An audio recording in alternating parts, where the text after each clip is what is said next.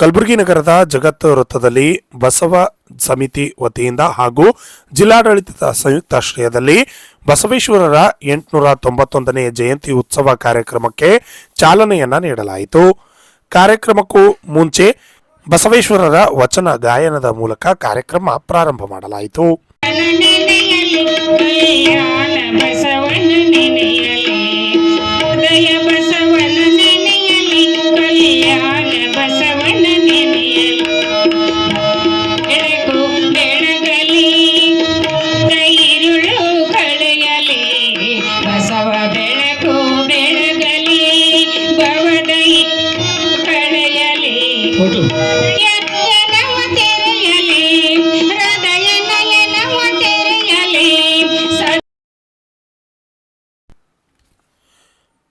ಕಾರ್ಯಕ್ರಮವನ್ನು ದೀಪ ಬೆಳಗಿಸುವ ಮುಖಾಂತರ ಹಾಗೂ ವಿಶ್ವಗುರು ಬಸವೇಶ್ವರರ ಪುತ್ಥಳಿಗೆ ಮಾಲಾರ್ಪಣೆ ಮಾಡುವ ಮುಖಾಂತರವಾಗಿ ಉದ್ಘಾಟನೆಯನ್ನ ಮಾಡಲಾಯಿತು.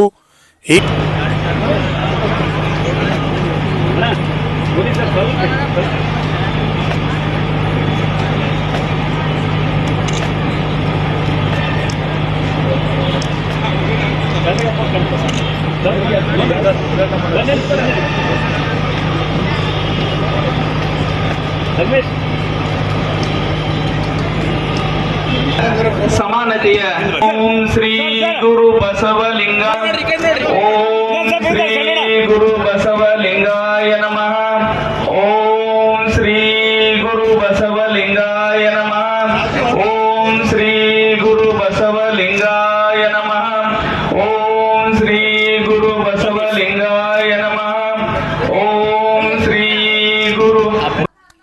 ಈ ಕಾರ್ಯಕ್ರಮದ ದಿವ್ಯ ಸಾನ್ನಿಧ್ಯವನ್ನ ಪೂಜ್ಯ ಶ್ರೀ ಮಣಿಪುರ ಮಹಾಂತ ಮಹಾಸ್ವಾಮಿಗಳು ವಿರಕ್ತಮಠ ಜೇವರ್ಗಿ, ಈ ಕಾರ್ಯಕ್ರಮದ ನೇತೃತ್ವವನ್ನ ಪೂಜ್ಯ ಶ್ರೀ ರೇವಣಸಿದ್ಧ ಶಿವಾಚಾರ್ಯರು, ಚಿಕ್ಕವೀರೇಶ್ವರ ಮಠ ಶ್ರೀನಿವಾಸ್ ಸರಡಗಿ ಹಾಗೂ ವಿಶೇಷ ಉಪನ್ಯಾಸಕರಾಗಿ ಶರಣಶ್ರೀ ಬಸವರಾಜ ಬಲ್ಲೂರು ಹಾಗೂ ಕಾರ್ಯಕ್ರಮದ ಉದ್ಘಾಟಕರಾಗಿ ಶ್ರೀ ಶರಣಕುಮಾರ್ ಮೋದಿ, ಅಧ್ಯಕ್ಷತೆಯನ್ನ ಶರಣ ಬಸವರಾಜ ಭೀಮಳ್ಳಿ ಹಾಗೂ ಮುಖ್ಯ ಅತಿಥಿಗಳಾಗಿ ವೈದ್ಯಕೀಯ ಶಿಕ್ಷಣ ಹಾಗೂ ಕೌಶಲ್ಯ ಅಭಿವೃದ್ಧಿ ಸಚಿವರು, ರಾಯಚೂರು ಜಿಲ್ಲಾ ಉಸ್ತುವಾರಿ ಸಚಿವರಾದ ಡಾಕ್ಟರ್ ಶರಣಪ್ರಕಾಶ್ ಪಾಟೀಲ್ ಹಾಗೂ ಮುಖ್ಯಮಂತ್ರಿಗಳ ಸಲಹೆಗಾರರಾದ ಬಿಆರ್ ಪಾಟೀಲ್ ಸೇರಿದಂತೆ ವಿಧಾನ ಪರಿಷತ್ ಸದಸ್ಯರಾದ ತಿಪ್ಪಣ್ಣಪ್ಪ ಕಮಕ್ನೂರ್ ಸೇರಿದಂತೆ ಕಲಬುರಗಿ ದಕ್ಷಿಣ ಮತಕ್ಷೇತ್ರದ ಶಾಸಕ ಅಲ್ಲಮಪ್ರಭು ಪಾಟೀಲ್ ಅವರು ಭಾಗಿಯಾಗಿದ್ದರು.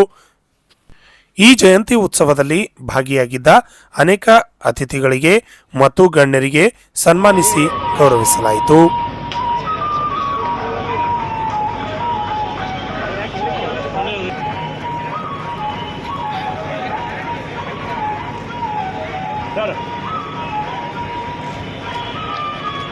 ಶರಣಶ್ರೀ ಬಿಆರ್ ದಯಾನಂದ ಪಾಟೀಲ್ ನಮಃ ಓಂ ಶ್ರೀ ಗುರು ಬಸವಲಿಂಗಾಯ ನಮಃ.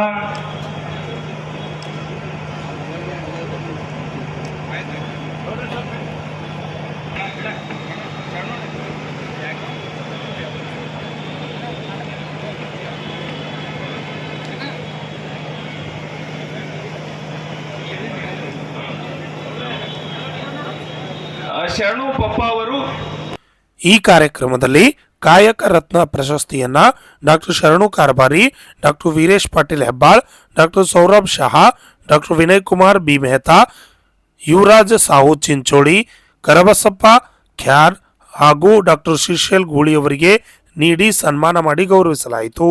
ಎಂಬಿಬಿಎಸ್ ಮತ್ತು ಎಂಡಿ ನೇತ್ರಶಾಸ್ತ್ರ ಸ್ನಾತಕೋತ್ತರ ಪದವಿಯನ್ನು ಪಡೆದು ಪ್ರಸ್ತುತ ಕಲಬುರಗಿಯಲ್ಲಿ ನೇತ್ರಶಾಸ್ತ್ರಜ್ಞರಾಗಿ ಇವರ ಅಮೂಲ್ಯ ಸೇವೆಯನ್ನು ಪರಿಗಣಿಸಿ ಸಾಂಸ್ಕೃತಿಕ ನಾಯಕ ವಿಶ್ವಗುರು ಬಸವಣ್ಣನವರ ಜಯಂತಿ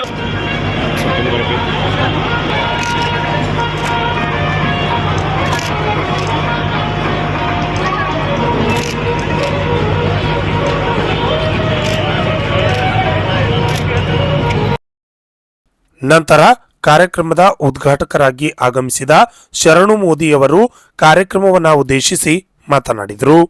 ಸರ್ಕಾರ ವಿಶ್ವಗುರು ಬಸವಣ್ಣನವರನ್ನು ಕರ್ನಾಟಕದ ಸಾಂಸ್ಕೃತಿಕ ನಾಯಕ ಘೋಷಣೆ ಮಾಡಿದ ನಂತರ ಇದೇ ಮೊದಲ ಸಾರಿ ಇಡೀ ವಿಶ್ವದಲ್ಲಿ, ಇಡೀ ಕರ್ನಾಟಕದಲ್ಲಿ, ಕಲಬುರಗಿಯಲ್ಲಿ ಮೊದಲನೇ ಬಾರಿ ಬಸವ ಜಯಂತಿ ಆಚರಿಸಲಿಕ್ಕತ್ತಿದ್ದೆವು.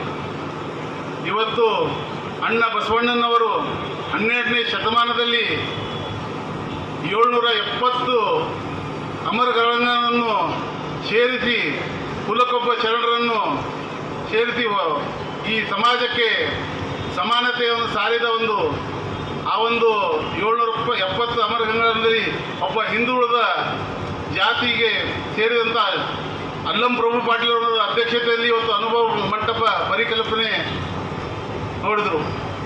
ಅದೇ ಒಂದು ನಿಟ್ಟಿನಲ್ಲಿ ಇವತ್ತು ಕಲಬುರಗಿಯಲ್ಲಿ ಕೂಡ ಹಿಂದಿನ ಸರ್ಕಾರದಲ್ಲಿ ಡಾಕ್ಟರ್ ಶರಣಪ್ರಕಾಶ್ ಪಾಟೀಲ್ಜಿಯವರು ಸಚಿವರಾದಾಗ ಕಲಬುರಗಿ ಉಸ್ತುವಾರಿ ಸಚಿವರಾದಾಗ ಇದೇ ಬಸವೇಶ್ವರ ಮೂರ್ತಿ ಅನಾವರಣವನ್ನು KKRDB ಅಧ್ಯಕ್ಷರಾದಾಗ ಸುಮಾರು 50 ಲಕ್ಷ ಕೊಟ್ಟು ನಾನು ಮಹಾಪೌರನಿದ್ದಾಗ ಅದು ಕೆಲಸ ಪ್ರಾರಂಭ ಮಾಡಿಸಿ ಅದಕ್ಕೊಂದು ಒಳ್ಳೆಯ ರೂಪ ತರಲಿಕ್ಕೆ ಅದಕ್ಕೆ ಅವ್ರು ಕಾರಣೀಭೂತ ಆದರು. ಹಿಂದಿನ ಸರ್ಕಾರದಲ್ಲಿ ನಮ್ಮ ಸಮಾಜದವರೇ ಹಿಂದಿನ ಶಾಸಕರಾದಂಥ ಮಾನ್ಯ ದತ್ತಾತ್ರೇಯ ಪಾಟೀಲ್ ಅವರು ಕೂಡ ಸುಮಾರು 90 ಲಕ್ಷಕ್ಕಿಂತ ಜಾಸ್ತಿ ಹಣ ಮೀಸಲಿಟ್ಟು ಇವತ್ತು ವಚನಗಳು ಮತ್ತು ಅದು ಬಸವೇಶ್ವರ ಅನಾವರಣವನ್ನು ಇನ್ನಷ್ಟು ಮೇಲ್ದರ್ಜೆಗೆ ತರುವಂಥ ನಿಟ್ಟಿನಲ್ಲಿ ಇವತ್ತು ಬಹಳ ವ್ಯವಸ್ಥಿತವಾಗಿ ಇವತ್ತು ನೀರಿನ ವ್ಯವಸ್ಥೆ ಆಗಿರ್ಬೋದು, ಲೈಟ್ ವ್ಯವಸ್ಥೆ ಆಗಿರ್ಬೋದು, ಇವತ್ತು ನಮ್ಮ ಗಾರ್ಡನ್ ಸಲಕ್ಕಾಗಿರ್ಬೋದು, ಅವರು ಕೂಡ ಇವತ್ತು ಸಮಾಜದ ಮುಖಿಯಾಗಿ ಇವತ್ತು ಬಸವಣ್ಣನ ಅನಾವರಣದಲ್ಲಿ ಕೆಲಸ ಮಾಡಿದ್ದಾರೆ. ಇವತ್ತು ಕಲಬುರಗಿಯಲ್ಲಿ ತಾವೆಲ್ಲ ನೋಡಿದಂತೆ ಬಂಧುಗಳೇ, ಇವತ್ತು ಜಾತಿಯಲ್ಲಿ ವೈಷಮ್ಯಗಳು ಬೆಳೀತಾ ಇದ್ದೇವೆ. ಅದಕ್ಕೆ ನಾವು ಭಾವನಾತ್ಮಕವಾಗಿ ವಿಚಾರ ಮಾಡಬಾರ್ದು. ಇವತ್ತು ಸಮಾಜ ಮುಖಂಡರು ಎಲ್ಲರೂ ಇದ್ದಾರೆ. ಇದಕ್ಕೆ ಎಲ್ಲರೂ ಸೇರಿ ಯಾವುದೋ ಒಂದು ದ್ವೇಷ ಭಾವನೆ ಇರಲಾರ್ದೆ ಅಣ್ಣ ಬಸವಣ್ಣನವರು ಏನು ಕಂಡಂತ ಎಲ್ಲರಿಗೆ ಸಮಪಾಲು ಒಂದು ನಿಟ್ಟಿನಲ್ಲಿ ಇವತ್ತು ಯಾವ ರೀತಿಯಲ್ಲಿ ನಾವು ಹ್ಯಾಂಗೆ ನಡ್ಕೋಬೇಕು, ಆಚಾರ ವಿಚಾರ ಬಸವಣ್ಣನವರ ಏನು ಆಚಾರ ವಿಚಾರ ಇದ್ದಾವೆ ನಾವೆಲ್ಲ ಮೈಗೂಡಿಸ್ಕೊಂಡು ನಾವೆಲ್ಲ ಬೇರೆ ಸಮಾಜದೊಂದು ಅತ್ಯಂತ ಪ್ರೀತಿಯಿಂದ ಕಂಡು ಅವರು ಕೂಡ ನಾವು ಕರ್ಕೊಂಡು ಹೋಗುವಂಥ ಕೆಲಸ ಆಗಬೇಕು. ಅದಕ್ಕೆ ನಾವೆಲ್ಲರೂ ವೇದಿಕೆ ಮೇಲೆ ಇದ್ದಂಥ ನಮ್ಮ ಇವತ್ತು ಒಬ್ಬ ಯುವಕನಿಗೆ ವಿನೋದ್ ಪಾಟೀಲ್ ಅವರಿಗೆ ಇವತ್ತು ಬಸವ ಜಯಂತಿ ಅಧ್ಯಕ್ಷ ಮಾಡಿದ್ದೇವೆ. ಅವರಿಗೂ ಕೂಡ ಇವತ್ತು ಸಮಾಜದಲ್ಲಿ ಒಂದು ಮುಖ್ಯವಾನಿಗೆ ತಂದು ಒಳ್ಳೆ ಜವಾಬ್ದಾರಿ ಕೊಟ್ಟು ಯಾವ ರೀತಿಲಿಂದ ಹಿಂದೆ ಬಸವ ಜಯಂತಿ ಆಚರಣೆ ಮಾಡ್ಲಿಕ್ಕೀವು. ಕಾರಣಾಂತರ ಇವತ್ತು ಕೋಡ್ ಆಫ್ ಕಂಡಕ್ಟ್ ಇರೋ ಮುಖಾಂತರ ಇನ್ನೂ ನೀತಿ ಸಂಹಿತೆ ಜಾರಿ ಇಲ್ಲ. ನಿನ್ನೆ ತಾನೇ ಚುನಾವಣೆ ಆಗಿದೆ. ಇನ್ನೂ ಎಲ್ಲ ಜನರಿಗೆ ಪ್ರಚಾರ ಮಾಡ್ಲಿಕ್ಕೆ ಆಗಿಲ್ಲ. ಇವತ್ತು ವಿನೋದ್ ಪಾಟೀಲ್ ಅವರು ನಾಳೆ ನಾಡಿಂದ ದಿನ ಹೆಚ್ಚಿನ ಜನರಿಗೆ ಸೇರಿಸಿ ಇದು ಬಸವ ಜಯಂತಿ ಅತ್ಯಂತ ವಿಜೃಂಭಣೆಯಿಂದ ಮತ್ತು ಅತ್ಯಂತ ಜನರಿಗೆ ಮುಟ್ಟುವಂಥ ಯಾವ ರೀತಿಯಲ್ಲಿ ಅಣ್ಣ ಬಸವಣ್ಣವರು ಆಚಾರ ವಿಚಾರಗಳು ಇದ್ದು ಅವರು ಪ್ರಚಾರ ಮೂಲಕ ಪ್ರಸಾರ ಮಾಡಬೇಕು ಅಂತ ನಾನು ಅವರಲ್ಲೂ ಕೂಡ ಕೇಳಿ ಈ ಒಂದು ಬಸವ ಜಯಂತಿಯಲ್ಲಿ ಉಪಸ್ಥಿತರು ಎಲ್ಲ ಗಣ್ಯಮಾನ್ಯರಿಗೆ ವಂದಿಸಿ ನನ್ನ ಮಾತಿಗೆ ವಿರಾಮ ಕೊಡ್ತೀನಿ. ಶರಣಾರ್ಥಿಗಳು.